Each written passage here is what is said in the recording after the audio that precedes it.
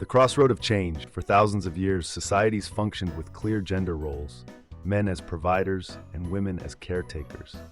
This structure shaped families, communities, and even the moral foundations of civilization. But today, everything is changing. Women are more independent than ever. Marriage and family dynamics are evolving. Science is even challenging the very process of reproduction. Is this progress, or are we unknowingly dismantling something fundamental? At first glance, these changes may seem like natural steps toward equality. But if we zoom out, if we imagine the next 500 years following this trajectory, what kind of world are we creating? Are we truly breaking free from outdated norms, or are we following an agenda designed by economic and political forces?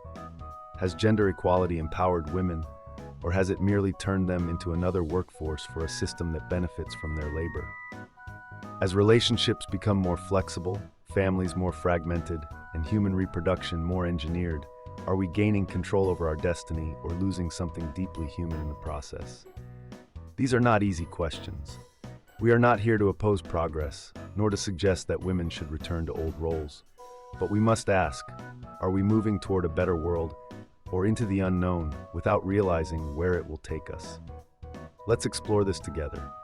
The progress of women, moral freedom, or the collapse of family values. Introduction. Fundamental changes or social crisis. For thousands of years, humanity has struggled to achieve social and economic stability, and one of the foundations of this stability was the defined roles of men and women in society. From the very beginning, human societies were structured around the division of labor between genders. Men hunted, farmed, or later became the primary workforce in industrial societies. Women worked alongside men, but often in supportive, caregiving, and domestic roles. Over time, this division led to patriarchy, as men, being the primary providers, gained greater decision-making power in society and the family. Throughout history, this social model led to the marginalization of women's rights, their control by societal norms, and their limited access to education and political power.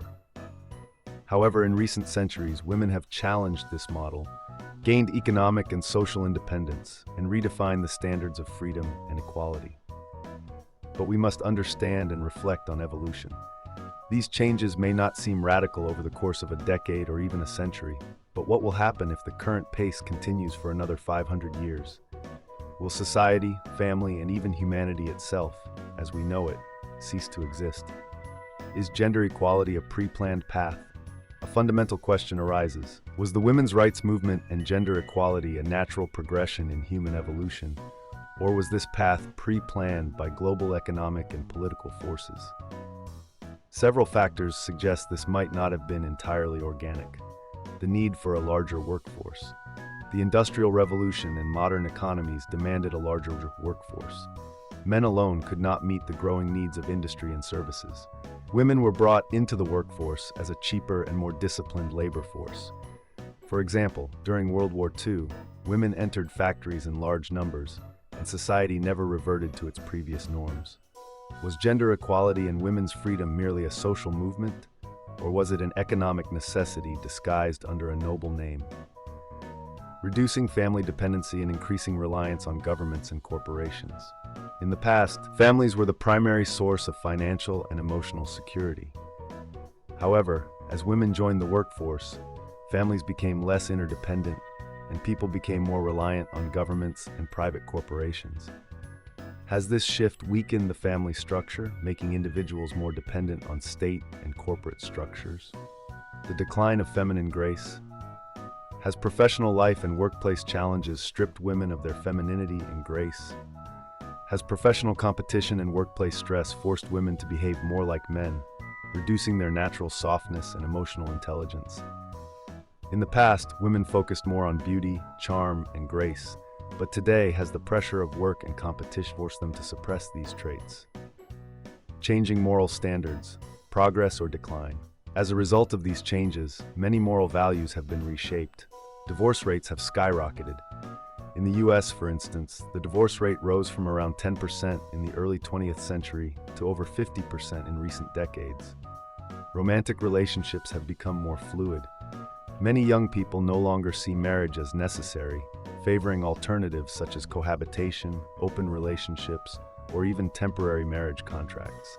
The number of children born outside of marriage has significantly increased. According to the UK's Office for National Statistics, in 2022, over 51% of babies were born to unmarried parents. Have these changes strengthened morality, or have they led to the erosion of ethical values? Will future generations be laboratory-made? Scientific advancements in biotechnology and genetics suggest that in the near future, human reproduction may no longer be dependent on traditional parenting.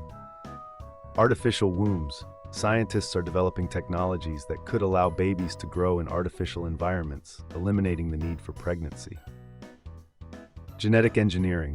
Will parents in the future be able to design their children's physical, intellectual, and even moral traits? Or will governments and corporations make these choices based on societal needs?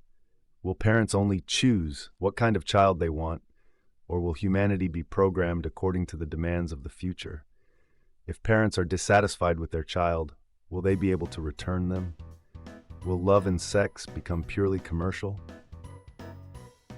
Another major shift in modern times is the commodification of romantic and sexual relationships.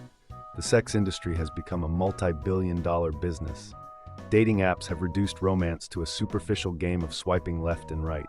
Short-term and casual relationships have become more common than long-term commitments. Will marriage, love, and even sex in the future be nothing more than purchasable services? 5. Conclusion: a brighter future or an inevitable crisis? Looking at the past and the future, we must ask ourselves, was gender equality a natural and necessary process, or was it orchestrated by economic and political agendas? Has this transformation truly liberated women, or have they merely become another workforce for the global economy? Have women in this process lost part of their traditional identity and charm? Are these changes leading to human growth and progress, or is humanity headed toward a deep identity and social crisis? Final question: does the progress of women truly lead us to a better future, or are these changes more profound than we currently realize? Change is inevitable, but not all change leads to progress. What we call freedom and equality today might one day be seen as the very force that dismantled the fundamental structures of human life. For thousands of years, civilization evolved around family, responsibility, and shared roles. Now, we are rapidly moving toward a world where family bonds are weakening, relationships are becoming transactional, and even the process of creating life is shifting from an intimate human experience to a scientifically engineered choice. But before we fully embrace this new reality, we must ask ourselves, are we reshaping our values out of wisdom or simply following an unseen design that benefits forces beyond us? Does individual freedom justify the erosion of deep human connections? Will future generations inherit a world of limitless choice, or will they be born into a society where their very existence is a programmed necessity rather than a natural event? History does not judge change in the moment. It weighs its true consequences centuries later. So in 100 years, how will our time be remembered? As an age of enlightenment, or the beginning of the end for everything that once made us human? The answers will not come from governments, corporations, or social movements.